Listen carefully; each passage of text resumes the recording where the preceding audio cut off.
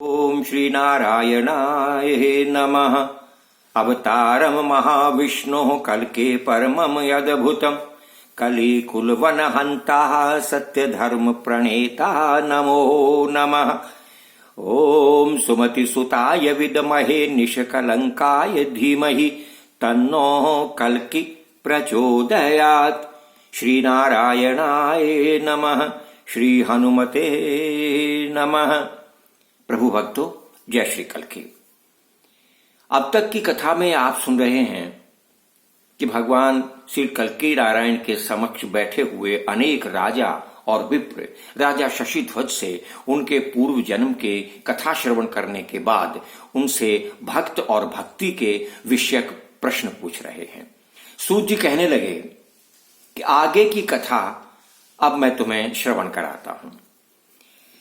जब भक्त और भक्ति के आपसी संबंध का वर्णन शशिध्वज ने किया, भक्त के रहन सहन खान पान आदि का सब कुछ विस्तार से वर्णन सुनाया, तो सभी राजागण कहने लगे, त्वं राजन वैष्णव श्रेष्ठ सर्वसत्वहिते रतः तवावेश कथम युद्ध रंगे हिंसादि कर्मणि। हे राजन, आप परम वैष्णव हैं। आप तो समस्त प्राणियों के कल्याण साधन में सदा लगे रहते हैं। श्री नारायण हरि के परम भक्त हैं। फिर हमारे मन में एक शंका उत्पन्न हुई है, आप किस कारण से हिंसा आदि दोष दूषित ये युद्ध के कार्य में प्रवृत्त हुए हो। राजा शशिध्वज कहने लगे, हे राजन, द्वैत प्रकाशिनी या तो प्रकृति काम रूपिणी सा सूते त्रिजगत कृत्स्नम वेदांश त्रिगुणात्मिका। सत रज तम, ये तीन गुण वाली प्रकृति से ही द्वैत भाव प्रकट होता है। ये प्रकृति ही काम रूपणी है और इस प्रकृति से ही समस्त वेद और त्रिलोक उत्पन्न हुए हैं। वेद त्रिजगत में धर्म शासन और अधर्म का नाश करके विषयाभिलाषी कामी लोगों में भक्ति उत्पन्न करते हैं। वेद के जानने वाले वात्स्यायन आदि महर्षि और मानवगण वेद वाक्य के अनुगामी होकर उन भगवान ईश्वर के लिए बलिदान करते हैं, अपने आप को समर्पित करते हैं। हम लोग उनके अनुवर्ती होकर के धर्म कर्म में रत होते हैं और संग्राम करते हैं। वेद के तात्पर्य के अनुसार संग्राम के मध्य हम आतताई के प्राणों का नाश करते हैं। सर्व वेदार्थ विशारद भगवान वेद व्यास जी ने भी कहा है कि अवध्य का वध करने से जैसा पाप होता है, वैसा मारने योग्य जीव को न मारने से भी होता है। ऐसा आचरण न करने से इतना अधर्म होता है कि जिसका प्रायश्चित नहीं है। इसी कारण से मैं क्षत्रिय धर्म का पालन करने हेतु संग्राम स्थल में अपनी अजित सेना समूह को साथ लेकर के धर्म सतयुग और कल्कि जी पर विजय प्राप्त करके उन्हें अपने साथ लेकर आया हूं। मैंने अपने क्षत्रिय धर्म का पालन किया है। तदतिरिक्त में वेद वाक्य के अनुसार प्रमाण देता हूं, विष्णु जी सर्वव्यापी हैं। यदि वो सिद्धांत निश्चय है तो कौन नाश करता है और किसका नाश होता है।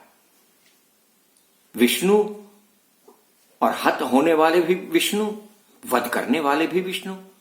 फिर किसका वध किसने किया, ये इन सब बातों पर विचार करके मैंने केवल अपने क्षत्रिय धर्म का पालन करते हुए श्री कल्कि नारायण जी से युद्ध किया है।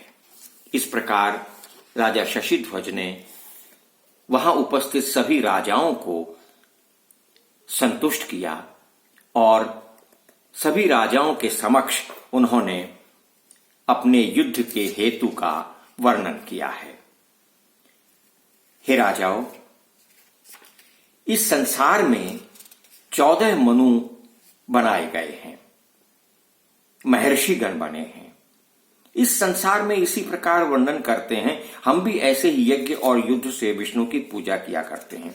इस प्रकार भगवती माया का अवलंबन करके विधि विधान के द्वारा सेव्य और सेवक भाव से पूजा करके साधक सुखी और आनंदित होता है, अन्यथा किसी प्रकार से भी वो सुखी नहीं हो सकता। जब राजा शशिध्वज ने ऐसे धर्म और कर्म की ज्ञानवर्धक बातें सुनी तो राजाओं ने कहा, हे राजन, राजा निमि ने अपने गुरु वशिष्ठ जी के श्राप से शरीर त्याग दिया था, परंतु इस प्रकार के भोगायत तो शरीर में किस प्रकार बहरा हुआ? जब यज्ञ के अंत में देवताओं ने प्रसन्न होकर उसे बचाकर देह में पुनः प्रवेश करने की अनुमति दी, तब वो किस कारण से त्यागी हुई देह में पुनः प्रवेश करने के लिए तैयार नहीं हुआ? सुना है महर्षि वशिष्ठ ने शिष्य के श्राप से देह त्याग दी थी, पुनः देही को धारण किया था। भक्त को तो मुक्ति प्राप्त होती है, तो मुक्त जन पुनः किस प्रकार से विमुक्त हो जाता है? ऐसे स्थान में भगवान की माया का वर्णन करने में ज्ञानी लोग भी असमर्थ हैं। भगवान की यह बड़ी प्रबल माया है, इंद्रजाल की भांति समस्त ब्रह्मांड में विस्तारित होकर प्राणियों को मोहित करती है। राजाओं के ऐसे प्रश्नों को सुनकर के परम विद्वान राजाओं में श्रेष्ठ शशिध्वज ने भक्ति सहित हृदय में उन्हें प्रणाम किया हृदय से और कहा, हे भक्ति पथ पर अग्रसर श्रेष्ठ राजाओं, तुमने बड़ा सुंदर प्रश्न पूछा है। मनुष्य को तीर्थ क्षेत्र आदि दर्शनों के फल से अनेक जन्मों में देव कृपा द्वारा संतों का संग मिलता है। सबसे बड़ा है संतों का संग। इन संतों के संग से ही जीव को परमात्मा के दर्शन प्राप्त होते हैं और फिर वो विष्णु लोक में जाकर आनंद पूर्वक हृदय से निरंतर भगवत भजन करता हुआ ये जीव अनुपम भोग्य वस्तुओं को भोगकर संसार में भक्त बन जाता है। रजोगुण का अवलंबन करने वाले कर्म के द्वारा नारायण जी की उपासना करते हैं। वे सदा उनके नाम रूप गुण का गान करते रहते हैं, सुमरण करते रहते हैं। ये भगवान के अवतार का अनुकरण करते हैं, एकादशी आदि परम तिथियों का व्रत करते हैं। भगवान के महोत्सव, भक्ति, भगवान की पूजा आदि कार्यों से उनके हृदय में आनंद बढ़ता रहता है। ऐसे भक्त जन भोग फल को प्रत्यक्ष पाकर उसी में आनंद लेते रहते हैं और मोक्ष की प्रार्थना ही नहीं करते। वो भूल जाते हैं कि हमें भगवान से मोक्ष की प्रार्थना करनी चाहिए। फिर क्या होता है?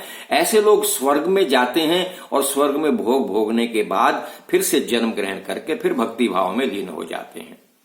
भक्त लोग ही वास्तव में नारायण के स्वरूप हैं।